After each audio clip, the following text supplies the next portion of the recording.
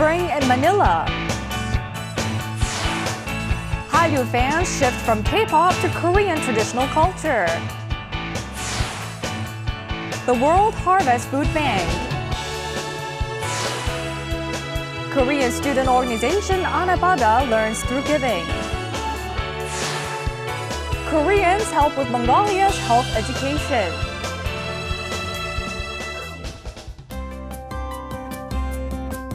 Hello, welcome to Going Global. I'm your host, Chung Se-mi. In Bosnia, classmates of deaf first grader Zaid Koralik took themselves to learn sign language in order to communicate with him.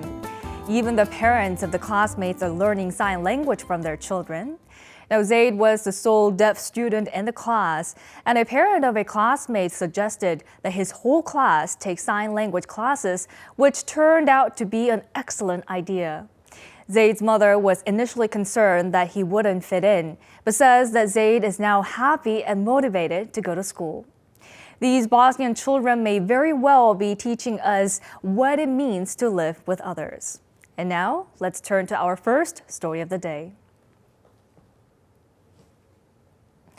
The Philippines is currently facing problems due to a shortage of education materials, and a Korean corporation has donated 5,000 digital pianos for the children.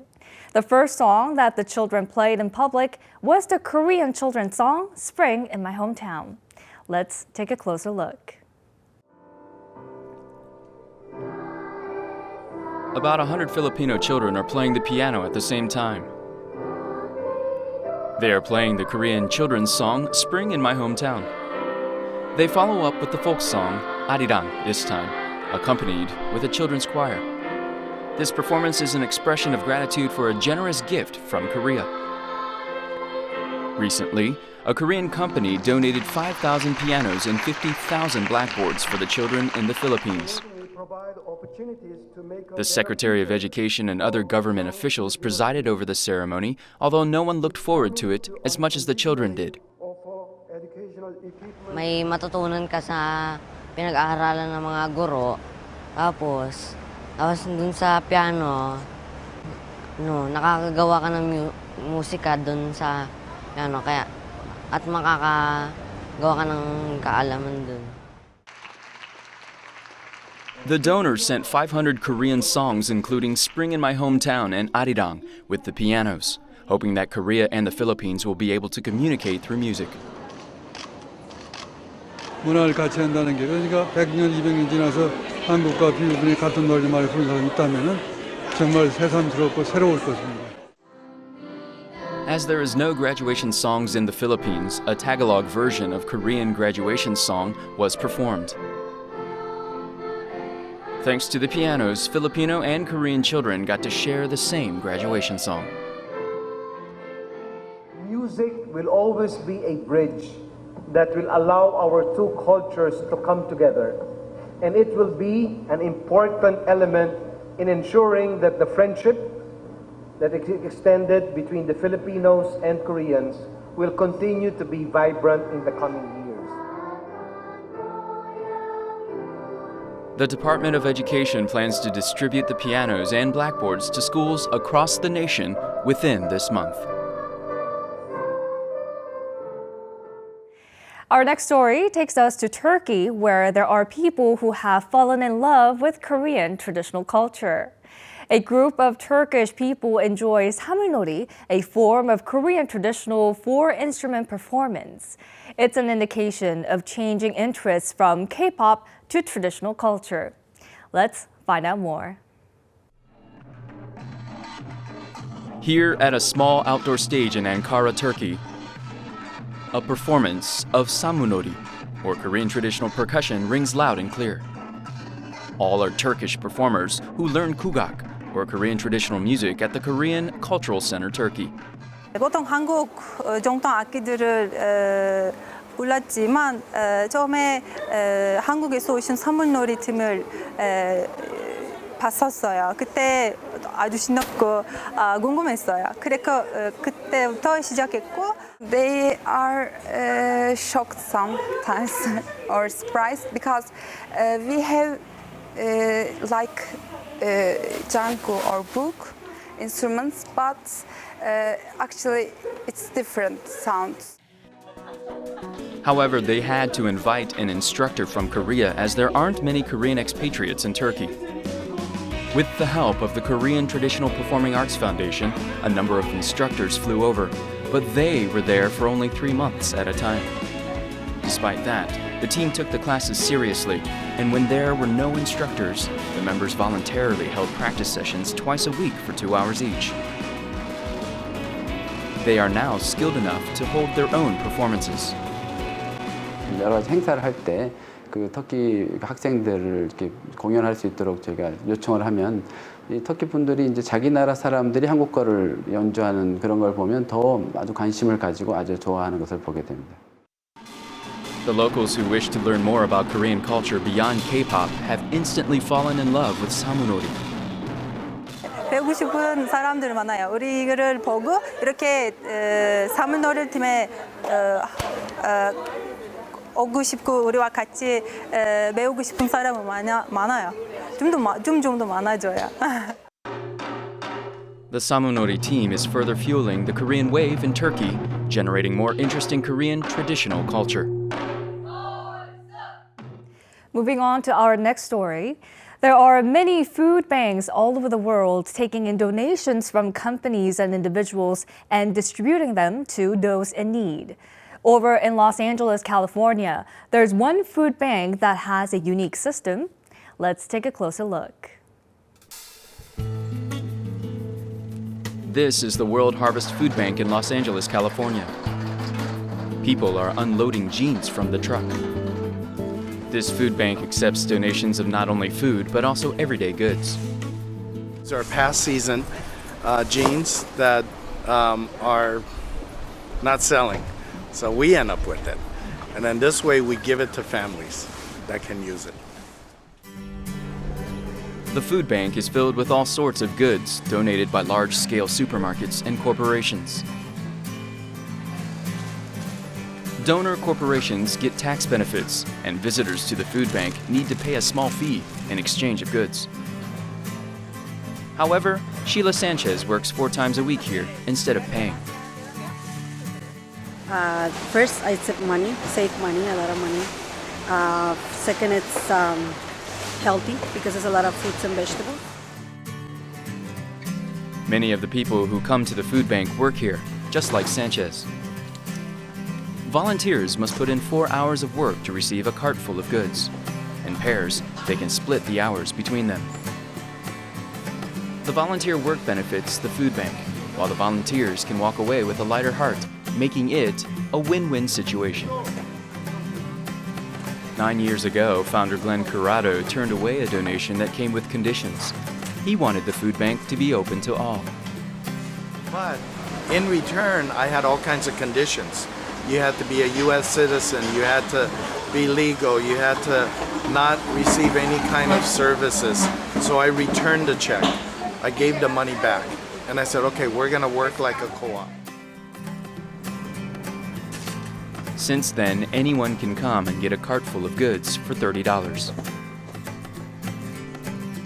Compared to the other stores, yeah, of course, it is way cheaper than the other markets, yeah. Depends because they give us a huge amount for such as little money, like $30, so they give us a huge amount of things. Elizabeth Bernard, who immigrated to the United States 20 years ago, has been visiting this food bank for many years now. Her entire family visits the food bank, pays the fee, and enjoys shopping. Como una vez al mes, ahorrar, llevar cosas que en las tiendas tan caras y aquí están un poco más baratas. About 200 people visit the food bank every day. It has provided food and goods to about 45,000 families to date. There are big plans in store for the food bank as well. So that the kids can come here and have a hot breakfast before they go to school.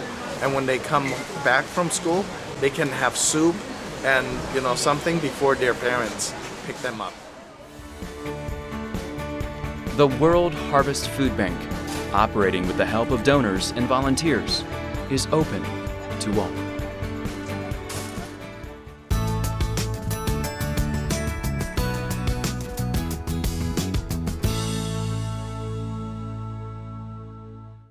Our next story takes us back to the Philippines.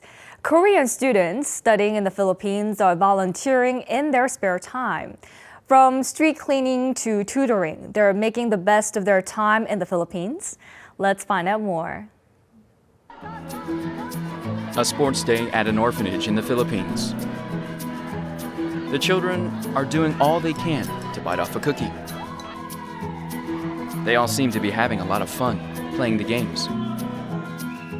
Enjoy na enjoy po ako sa game kasi lahat po ay nakikipag-cooperate and lahat naman po ay nag-enjoy. Lahat din po kasi may participation po yung bawat grupo namin tsaka maayos naman po. The Korean student group Anabada organized today's event.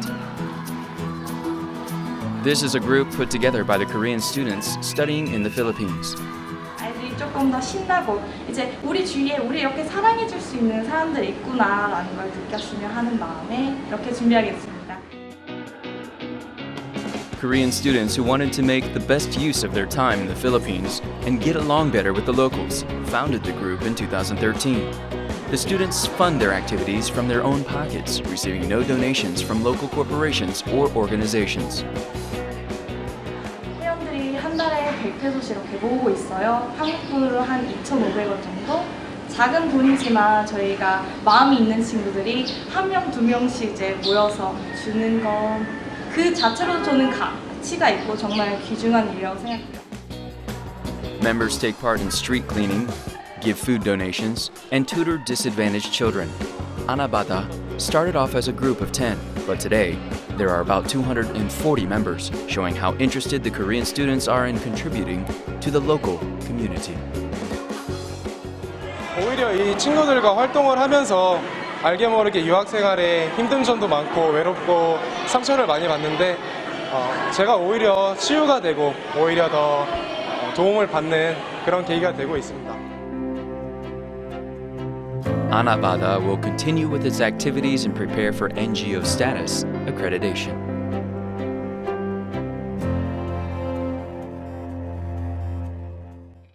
Moving on to our last story. Health education is a form of health promotion and education of proper habits. However, health education is still a foreign subject in Mongolia.